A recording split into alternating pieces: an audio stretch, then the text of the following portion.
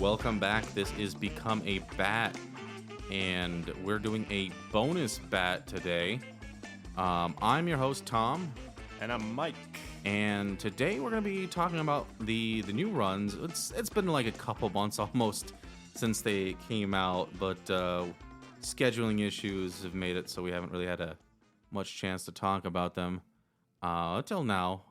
We're still working things out. But today we're going to be talking about Batman 125 and Detective Comics 1062. They're both new runs. New creative teams, new right? creative Not a sequel teams. to anything. Yep. It's kind of a fresh-ish start. I mean, there's definitely leaving off from where they are currently in the main line, which neither me and Mike are really too up to speed on everything. Yeah, I'm not that invested in any of the current storylines going on, so. Yeah, I think this is why I thought new creative teams, they both launched the same month. Good time to pop back in and Right. have our bonus thing. It's just a once a month thing. So we're planning on trying this at least once a month. As of recording, Batman 126 and Detectives 1063 are out.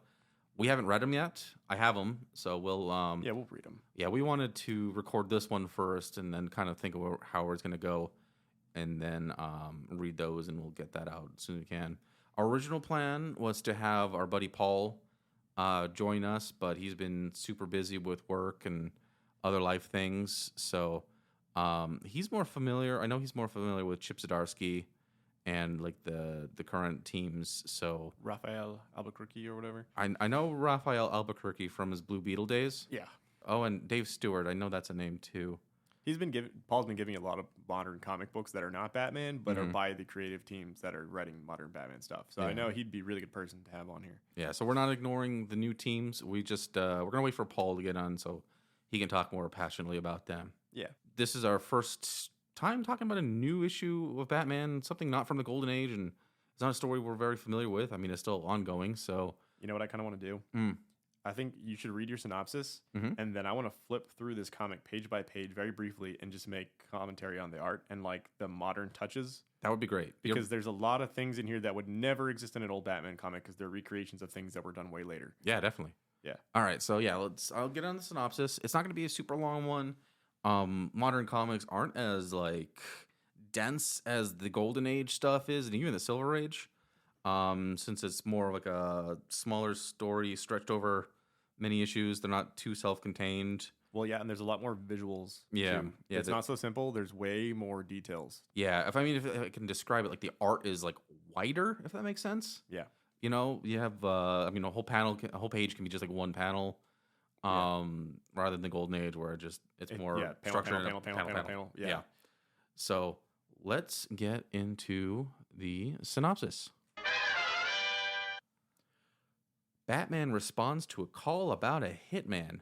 He throws the gunman out the window only to discover that he was too late. He already killed his two targets, and they end up being friends of Bruce Wayne. There's friends, a married couple named Colin and Clara, and he interrogates the hitman about who sent him, and he finds out that it's the Penguin. Penguin puts out a tape saying that he plans on killing every wealthy person in Gotham who's ever inherited over $5 million unless they give away their fortunes. I'm going to interrupt you for a second. Yeah. Talking about it like this on this podcast, I know you're describing this modern comic, but you're making it sound like an old Golden Age Batman story. It's really weird.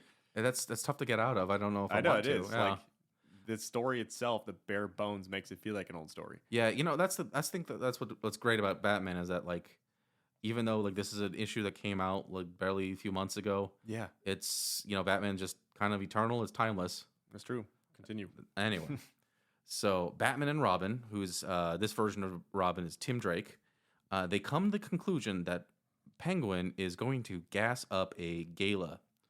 So Batman goes in as Bruce Wayne while Robin sneaks inside and he disables the gas device hooked up to the boiler. Penguin shows up and announces that he's going to kill everyone, but he is thwarted when his gas doesn't go off as planned. Bruce puts on a cowl and his belt that Tim had hidden at the gala and attacks Penguin. Robin jumps in and starts attacking Penguin's goons. Batman grabs Penguin, and Penguin starts to melt. It turns out he's been Clayface posing as Penguin. Not the first time. Not the that we've first seen time. This. Yep. Which so far, I mean, even going back to the Golden Age, both villains who both been there, different Clayface, but Clayface. Yeah. So where was I? So Batman orders Robin to open up the sealed doors so that people can escape. Batman tells Clayface that at some point in the past, he had injected Clayface with a formula that can turn his clay into an explosive. So he tells him to reveal Penguin's location or he'll blow him up. Robin goes to blow open one of the doors when one of the goons gets up and shoots him through the neck. Batman gets Robin and he books it to the Batmobile. Because there's very little time and he can't fix him up himself or take Robin to Leslie Thompkins, he removes the Robin outfit and takes Tim to the hospital. After this, Batman fully... Wow, the autocorrect butchered that sentence there. So Batman fully dresses up, and because at this point he was just in his cowl and the belt. Batman fully dresses up and he visits Penguin, who's in another hospital room, dying of cancer. Penguin presses the call button and then ingests a cyanide capsule. A nurse comes in to see Batman fleeing, thinking that he had murdered Penguin. Word spreads that Batman had murdered the Penguin somewhere deep inside the now abandoned Batcave. A giant capsule opens up and an android named Failsafe emerges. End of part 1. Yeah, I'm really curious to see where that goes. I'm gonna flip through the book here, page by page, and just sort of make commentary, and then we can discuss it if there's more to discuss. Okay, yeah. So, I actually have some thoughts that because I wrote this up when I read the issue a month or so ago. Yeah. And now that we've read we just read it through Penguin's very first appearance. Yeah, it brings some stuff up. And it was also a frame up. Mm-hmm. Wow, okay.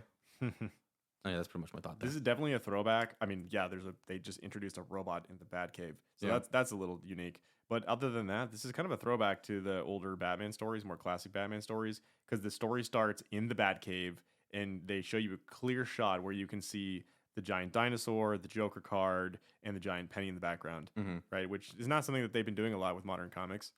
But the Joker card doesn't look like the original Joker card. It's got a more photorealistic version of the Joker's face on it. Oh, I don't know if you know, but I know in the comics before this, just from little things I know, Bruce Wayne's lost his fortune. Yeah, I know. They brought that up, yeah. Okay, yeah. So not all of it, though, just some of it. Oh, not okay. I don't know how much he actually has and how much he doesn't. It just kind of... He basically said that, even if he attends this gala, he still qualifies to be on Penguin's list. Ah, okay. So he's still got enough.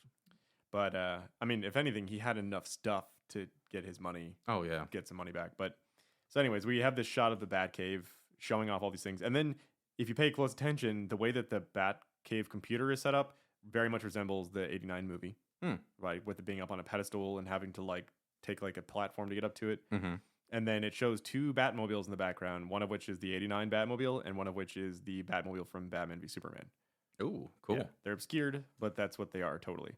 And then we see on the bench here, Alfred's cleaning up Batman's energy drink cans, which I don't think Batman would drink energy drinks, but, who's to say? And then Did you say Alfred? Yeah. Alfred's dead. He's right there. What? Oh, that's right. This is a flashback scene. I forgot. I'm sorry. Yeah. But then we see Batman's chest piece and his helmet on the table, and there's wires running to them. You can tell he's trying to put some sort of technology in there, which is cool. Yeah. And then that is already leading towards the reveal of the robot, because you see the beeping and Alfred's walking towards this beeping with the red light coming out, and then it cuts to Bruce Wayne's dream. So is that a flashback or is that a flash forward? I think it's supposed to be a flashback. We'll see when we get to the next couple issues. But then we see this dream that Batman is having with the 3 Jokers in it. And you've got all of his allies dead on the ground. Catwoman, all the Robins. I guess that's all it is. Catwoman and all the Robins. Maybe Huntress or something. It's kind of hard to tell, but at least they're all there. And then he's talking about how he never dreams unless he wants to dream. But why would he dream about that? Yeah. So I think they're trying to show right off the bat that he's a little bit out of control of his senses. I also like that this story features Penguin, Joker, and Catwoman and Clayface. They're all classic villains from like his first villains, right? So I did read a little bit of Rebirth. I don't know how this all ends, but basically, when they did the Rebirth era, there was the Batman comics and then the Detective comics. The Detective was like more focused on his like Bat Family and like this new team he could put up with him. Right. Tim. I read like all that stuff. Okay, yeah. So we're coming off of Clayface. He used to be an ally of Bruce. I don't know. Yeah. How that ended, what the status is. If Paul were here, I'd ask him. I could always just look it up, but I'd have to refresh my memory. Yeah. But I actually enjoyed those runs. They were very different, but I enjoyed did too. them. Yeah, I want to finish that sometime. Yeah. This one, like, again, I don't remember seeing this much in recent Batman continuity, but you have just Bruce Wayne standing there in his underwear, and he wears briefs, guys, not boxers, not boxer briefs. But they introduce right here that he's got a relationship with Selena that's like got a history to it, but they're still friendly enough to where he can just call her and she's asleep and she'll just wake up and answer the phone, even though her boyfriend's in the room with her. Yeah, I think she's got like an open relationship thing going on. And apparently, like, their relationship's not quite over, but it's also not current. Yeah. And then they do this really cool thing. They do two cool things here. They do one where Bruce Wayne walks up to a window and he puts his arm against the side of the window and rests on it. And then it shows half of his body in dark and half of his body in light to show that he's sort of like in between two states. Yeah. And then it does another cool thing here where the shadow is cast across his face to make it look like he's wearing the Batman mask. Oh, that's a good eye for detail there. Right. These next couple pages just kind of like show a sequence of events of Batman arriving on a crime scene, but they're done in a really cool way because they use the police lights as a sort of like to like diffuse other lights in the city. So like as Batman's gliding to the building from in the sky, you see like blue casting off his body from the blue police lights, and as you see like the close-ups on the cops, you see blue coming from one side and red coming from another, which is really cool. And then I also love the way Batman introduces himself to this criminal by appearing in the darkness at the end of the hallway and just his eyes showing. Yeah. It's reminiscent of a lot of Batman moments, but they do that in the Batman too. Yeah, I love that. Like, what was Batman saying? That was like really like.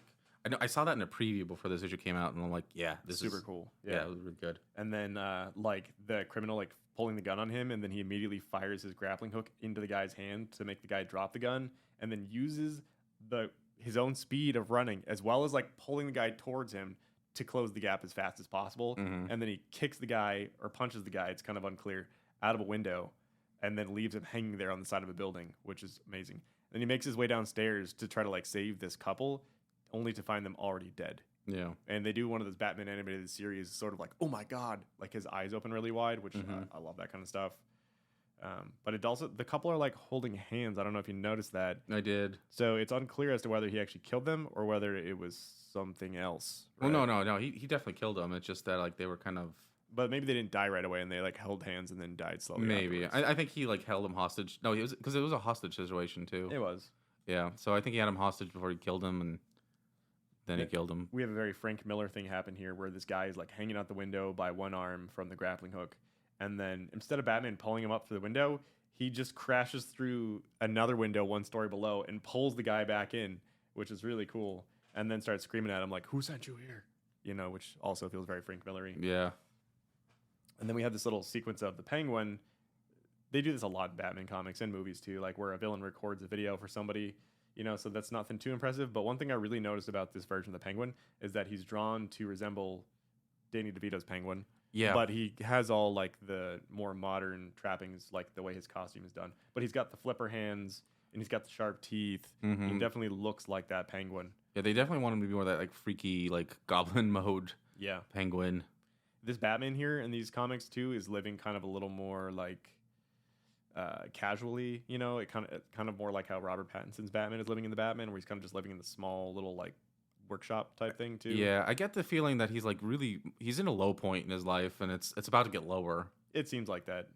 I mean, he's still hanging out in the Batsuit. He's not hanging out as Bruce Wayne. Yeah. You know? But he doesn't have his belt on. He doesn't have his gloves on. He's a little casual here. I love that you just see like his gear kind of scattered all over the place, which shows that he's not in the right mindset, because normally everything is so organized and like methodical. Yeah.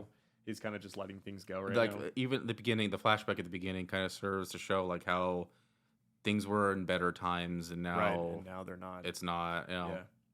Then we get to see him utilizing Bruce Wayne And I think this might be reactionary. I don't know how long ago the story was written, but like a lot of the comments that people had with the new Batman movie was that like Bruce Wayne doesn't exist and what a waste of a character, and like they should like you can't tell the difference between the two.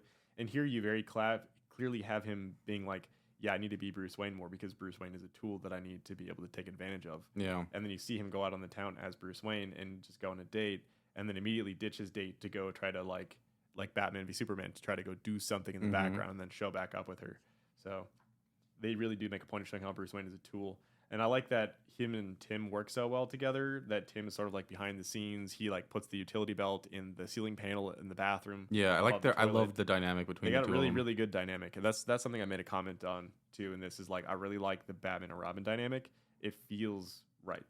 And now it's gonna, after the bullet, it's just gonna wreck Bruce even more. This book has a lot of like Batman tropes from really good Batman comics. Like this stuff with him like hiding the belt and him getting the belt in like in the middle of a gala becoming Batman, that feels very like golden or silver age Batman to me. And then the whole idea of like a villain presenting himself to this party full of rich people and then like trying to murder them all, that's happened so many times. Like the most famous example is The Dark Knight with the Joker. Yeah, this could have easily been like a scene in the Dark Knight if they wanted to throw Penguin into that universe. Yep. And here we have Robin dispersing anti-gas gas into the gas chamber. That feels very classic and old school. Yep. And then Batman, like, not dressing up in his full bat suit, but rather, like, just throwing a mask on and, like, having the utility belt and some batarangs. It feels weird. Like, I like it, but it's really weird. I've never seen this. It kind of reminds me of, like, the Grant Morrison run. I was going to say, yeah. It definitely seems Grant Morrison. He's just kind of like... It's not Pirate Batman, but kind of thinking of like Pirate Batman. He totally looks like Batlash or whatever his name is, the Pirate Batman. Yeah. Yeah. I definitely got that too. I was actually going to say that next because I just showed you that other Batman pirate comic run from... Yeah, where it's just kind of like, he's just an adventurer, white suit. I mean, white shirt, but with cowl and... It also is very Zorro-y. Yeah. Which is a clear inspiration for Batman from the beginning. So... I thought that was cool. And the way his mask is designed, too. Did you notice that, like, his mask is designed sort of like the Batman or Adam West, where it has, like, the circle part? The circle where you can... front that has, like, the stitching? Yeah. Yeah, and they're not... And this could just be because he's throwing the mask on in the middle of this gala, but he doesn't have the black around his eyes. He has skin tone between the mask and his eyes, which is a creative choice. I think a lot of these things are probably creative choices, but we won't be able to tell until later. So, but I like that a lot. I thought that was cool. And then Robin getting shot, like Robin's been shot. All Robins have been shot multiple times, I feel like. But like his reaction to it also feels very Golden Age. Like to the times where we had the same reaction between Robin and Batman when Batman got killed and Batman and Robin when Robin got killed.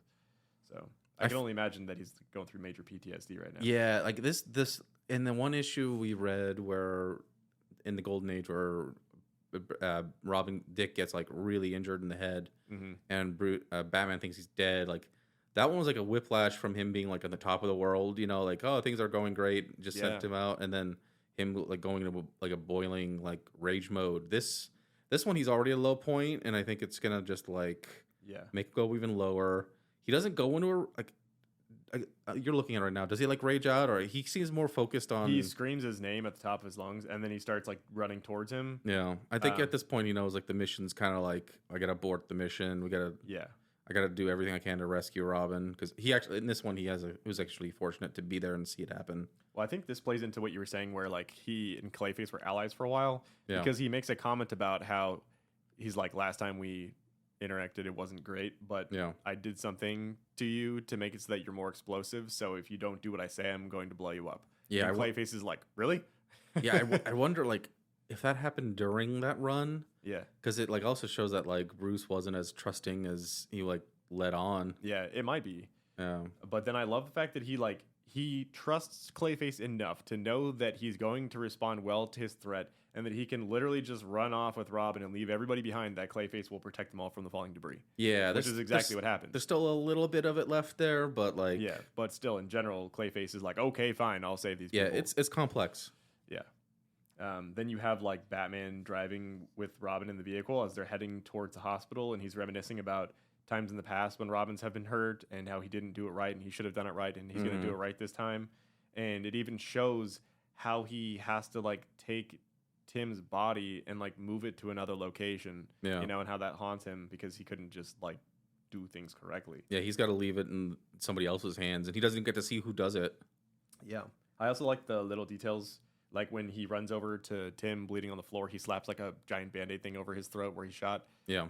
And then like when they're driving the Batmobile, they show like a heads-up display on the window of the map of Gotham City. So he basically always has a map at all times showing where he is. I wonder if this is going to compromise Tim's identity. Yeah, they briefly mention that, so it might. I guess we'll find out. I guess we'll see. Also, the mention of Leslie Thompkins, I don't think she's been in modern Batman comics. She was in Batman comics in the late 70s and early 80s. She was a big part even through like the early 2000s. I guess they bring her back periodically. Yeah, she comes and goes. Yeah, I remember they did like I remember they did a really heinous thing with her during War Games where she refused to save who was Cassandra?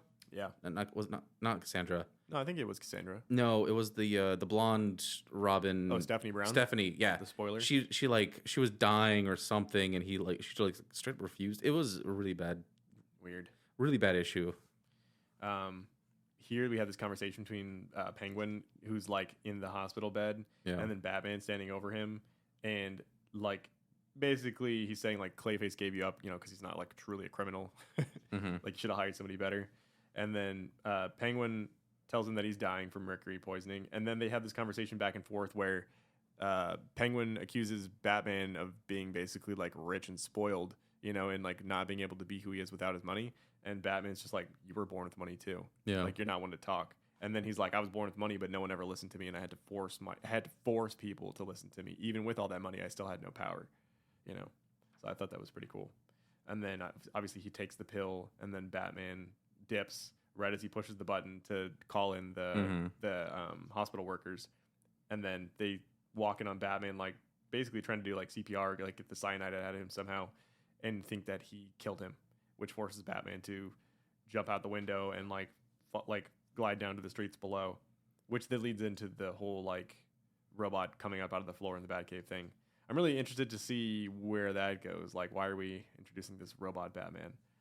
I hope if they're going to go in the direction I think they're going to go, that they kind of reference like Heart of Steel, you know, and like go with like a feeling robot, you know, who doesn't realize that it's not Batman or something. Yeah, I don't know. I keep thinking Kingdom Come, where, you know, at that point, Bruce is, he's got, you know, the robot. The robot's basically patrolling Gotham, doing his job for him. Yeah. He like pilots him remotely or has an AI, but we'll see. I don't think it'll be a benevolent robot. Probably not. Or even if it thinks it is, it probably wouldn't be. Yeah.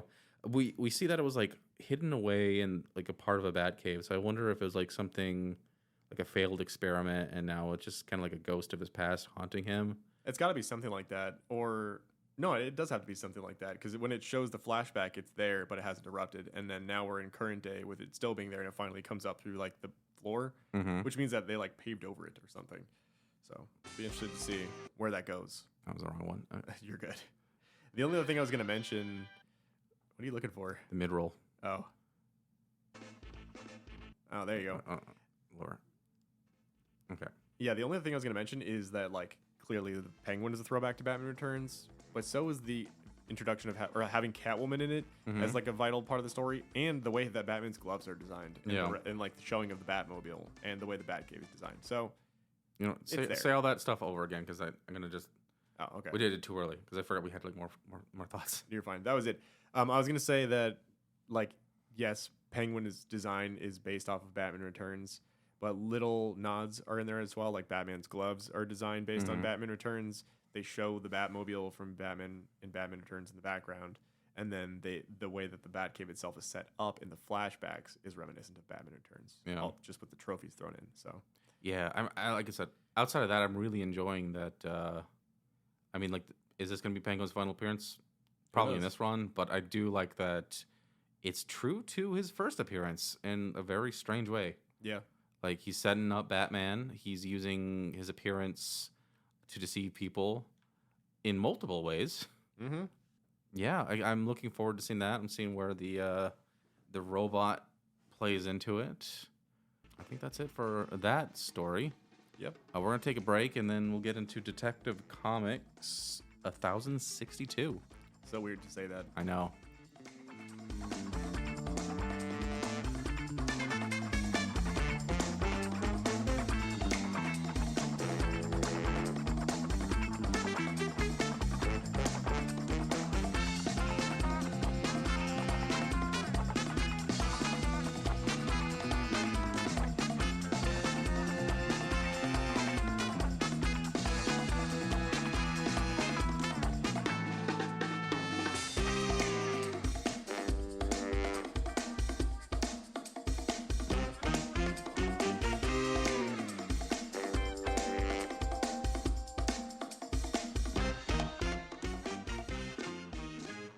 And we are back. Yep. So, Detective Comics 1062. This is written by Ram the Fifth. I'm unfamiliar with that name. So we'll look in if we can't get Paul here, we'll definitely look into everybody. Is it the fifth or is it like a V? Like It's a V. Yeah, so it could be like short for like some really long name that starts with a V. Yeah. Art by Raphael Albuquerque, Dave Stewart, and Ariana Maher. And they're a good team. They work really well together. Yeah, and the cover. Let me open this up here. I thought I had the name of the cover artist because it's a different artist. Let's see. The cover is done by Evan Cagle. It's a cool ass cover. Cagle. I'm butchering all these names, but yeah, that cover is really gorgeous. Yeah, it is. It's great. And I feel like the cover is leading into something too because it's showing Batman holding a red cowl that has a different shape from his own and no mouth. Yeah. It does kind of feel like... It kind of seems like Batman's going to be throwing away the identity and becoming something new. I don't know if that's his symbol poking through because it's sheer fabric or if that's just another costume he's wearing that has his own bad symbol. Yeah, I don't know, but it's very evocative. Yep. All right, so we're going to do synopsis, and actually I'm liking this format that we got. Yeah, mine's more focused on the art and like references, and yours is focused on like breaking the story down. And I forgot to mention, both of these have backup stories. We'll cover them another time. The one for Batman is pretty interesting. It's Selina getting hired to track down Penguin's children, his beneficiaries to his will. Mm-hmm. So that I'm interested to see where that goes. We'll cover that. And then the one for Detective, something with Gordon. I don't remember the plot to that one. It's been like a month, but yeah, I love the artwork in that one though. The art is gorgeous. So we'll definitely be covering those. And then time to get into the synopsis. All right. So Batman is patrolling the East Side dockyard. He's particularly concerned about monitoring his vitals. He swoops down and he attacks some goons. He encounters Bruno Moroni. Moroni? It's Moroni. My autocorrect on the tablet messed up again. Morono. It says Morono, but it's Moroni. But he's the nephew of mobster Sal Moroni. But Bruno turns into a weird monster man zombie thing. Batman fights him for a bit when Talia al Ghul shows up out of nowhere and shoots an arrow through the monster's head. Talia tells Batman that the creature was older than even the Lazarus Pits and gives him a cryptic warning that more are coming. Batman returns to his brownstone, looks over his vitals, and runs some lab results. Nothing out of the ordinary, but in a phone call to Nightwing, he tells him that he feels that something is off. Bruce muses over a strange old box, testing it, trying to figure out what it is, where it comes from. Meanwhile, at the Orgam Palace, Svarstal, the name's Svarstal. Again, I'm butchering all these names, but I think you got it. I think I got it. She's a woman who gives her son Arzin a scroll that grants him a deed to Gotham City and the mayorship somehow. Mm-hmm. Their goal is to rebuild a lost legacy. Back in Gotham, Bruce sits alone at his desk when the ghostly figure of a bat's arm bursts through his chest. A man bat emerges and embraces Batman, and he whispers something about Barbatos. Bruce wakes up from the nightmare and he hears a tune playing. The strange cube he was musing over opened up, revealing itself to be a music box. And that's the end of the synopsis. Part So one. simple. Yeah. I mean, I'm breaking it down to like kind of barest form. Yeah. Which is fine. Which is fine. Yeah. Like I really like the intro though with that opera. Yeah. So the name of the opera that they're singing is Lauriga, and Auriga is a Greek mythological hero identified as Erichthonius of Athens. He's the chthonic son of Hephaestus, raised by the goddess Athena. He's born from the dirt, sort of like Wonder Woman. Oh. So he's like a hero born of unnatural circumstances. So I feel like that's a nod to what? Who knows? Yeah, it doesn't really seem to have any parallels to Bruce, but maybe It might be have more parallels to this new villain that they're introducing here. But the book starts, with like a creepy dark shot of the Gothic house and from an alleyway where you can see the posters for La Riga, the opera. And then it cuts to somebody walking through like a pile of corpses while there's clapping. And then somebody in the play reciting lines from the play. I feel like every element of this book could be broken down, especially when it's completed, because there's a lot of references to things. But basically, like as he's like holding this woman who's dying, he's talking about this demon breathing down upon his neck and the smell of terror in the shadows. He's basically describing Batman as this giant bat-like demon thing sort of comes out from the shadows behind him and is like touching the back of his head. And then it cuts to show an empty opera seat reserved for Bruce Wayne, who's not there, while the actor is screaming, "Answer me," because he's talking to Batman directly, you know, while also like reciting this play. Yeah. It's really interesting how he's doing two things at once. And then we cut to like the actual opening of the book. So that's almost also like an elongated splash page with Batman perched on top of a gargoyle like Batman does. His gloves in this are also a reference to Batman Returns because he's got the same striations on the top and the same knuckles, like the same design. That's probably the only nod that I noticed in this one, though. That's one that they like to pick up a lot on. Yeah. That and the boots, too. They did the boots and the gloves in the Three Jokers. And then we have Batman take his like death-defying leap off the top of a tall building. But I like that before he does it here, he's not just taking this leap blindly. He's like got it all calculated out, how long it's going to take him to land so that he knows if he has enough time to hit the ground running before people start firing at him. Yeah, I like that he's like testing himself a lot. Yeah. And then we see like that the thugs have even gotten to the point where they've put up like laser grids so that even when Batman comes in like from the sky, they still are like alerted. You know, so he can't sneak up on them anymore. Yeah, they're adapting. Yeah, but then he makes the point of being like, makes my job easier. They know I'm coming. And then he just still kicks all their asses. So I thought that was pretty cool. He utilizes like all of his technology, like his basic technology here, like pretty quickly, including like batarangs to knock out multiple people. And then he times himself exactly how long it takes to jump from the top of the building, glide down, knock out the guys, and then be done. Yeah. And then we have Bruno Maroni approaching, or at least what appeared to be Bruno Maroni before he transforms into some sort of monster and starts breathing out what looks like Lazarus pit goo, like all that greenish stuff. And then he just starts knocking Batman around, like ragdolling him. He even mentions how he broke through this suit without effort, which means that like the suit he's wearing has armor and technology under it, right? It's not just like a bat suit, like a spandex bat suit, which they've been alluding to that for a long time in modern comics, that his suit has other things going on. Yeah. So, but then he's like, "You fought worse," probably referencing Bane or like, you know, Doomsday or many of the other villains that are huge, like, or Solomon Grundy even, you know, like, and then he talks about how in his own head, he's describing how he fights back and how he has to work fast to keep him off balance so that he can't gain his footing correctly, so that he can't use his weight against him.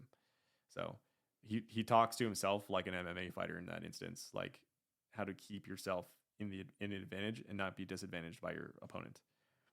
And then we see somebody fires like an arrow through the head of the beast from like a shipping container across the yard, who Batman's unaware of who it is, follows them, and it's revealed to be Talia wearing some kind of like cool silvery armor.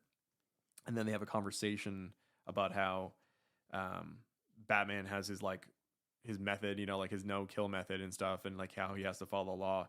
And she talks to him about how that worked back in the day, but it's not going to work now because he's older and he's slower and he needs to be able to break his own rules. Otherwise, he's just going to die. Yeah. While trying to... Plus, it's a monster. Come on. Yeah, it's a monster. It's no longer a man. And then we cut to I'm intrigued at it's older than the Lazarus Pit. Like Yeah.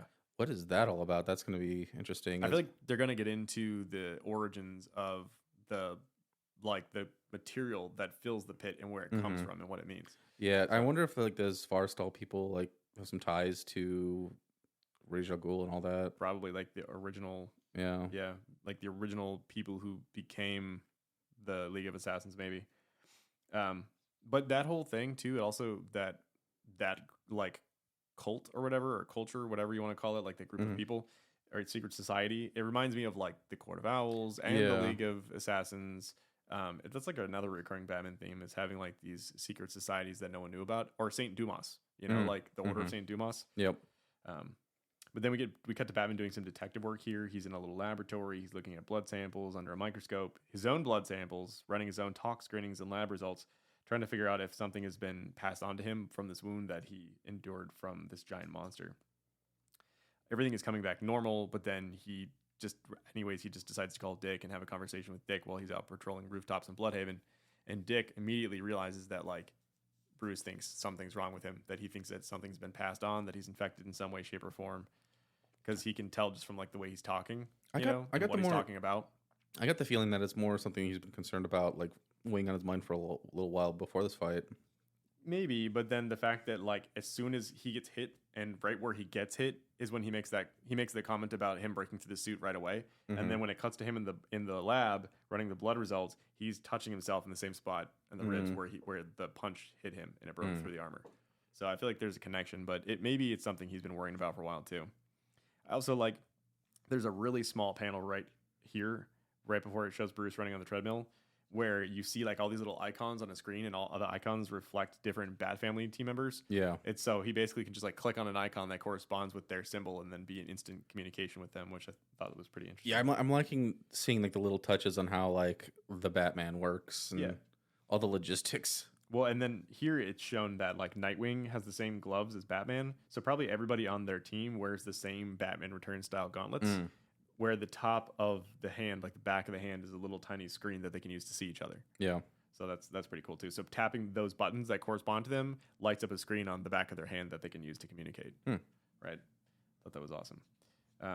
Also, it's just nice seeing like Nightwing back in his element too, not Dick Grayson, super spy or whatever, like the different random things that they tried to do to him for a while. It's nice that he's just Nightwing. Yeah. No more Rick Grayson. Yeah. It's revealed that Batman has this like weird antique box that he's not quite sure what it is or what it does. Kind of reminiscent of the Mother boxes, like in the way they treat the Mother boxes. I was like, is it otherworldly? But he does say that it's something quite old, possibly valuable, and that it could come from another time. I think he even mentions that it could be alien, but then it cuts to like an immediate sort of like explanation as to where they came from, because like the patterning on the ground here at the Svarstall place looks a lot like the patterning on the boxes. Yeah. And then we're introduced to Arzin, who I'm assuming is going to become the villain, and his mother.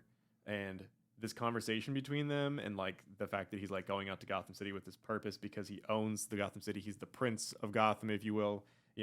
It's almost like they're trying to set up another Batman, except a Batman whose parents weren't murdered, who has a more righteous cause, who has a real ownership of the city. Yeah, he's got, and isn't afraid to break the rules. Yeah, he's got some kind of like ancient right. Right, exactly. And like the fact that like not Catwoman, but like that Dick is having this conversation with him, and that Tally's having this conversation with him about how he's too old to do things this way anymore, means I think that's going to be the recurring theme of this, is that like people are telling him he's too old to do things his way, that he needs to be more reckless and like more brutal, and then someone else is going to come in who is the epitome of that, and they're going to be a villain. So I'm thinking that I think the theme might be changed, because if you think we were looking at the cover earlier, right? Yeah. And it kind of seems like he's going to take on like a new identity. He's going to turn into something else. And then we're getting to it, but when the thing emerges from Bruce, it's almost forcing a change. And then we have the Maroni's nephew, who like literally becomes a monster. Yeah. So I think maybe like the theme is just like change is going to come whether you like it or not. Right. Either you can take control of it, and like change for the best, or you become a monster maybe. Yeah. But Yeah, we'll see where it goes because there's a lot of symbolism in Yeah. this book. I mean, that's just me spitballing. No, I think you're probably onto something there.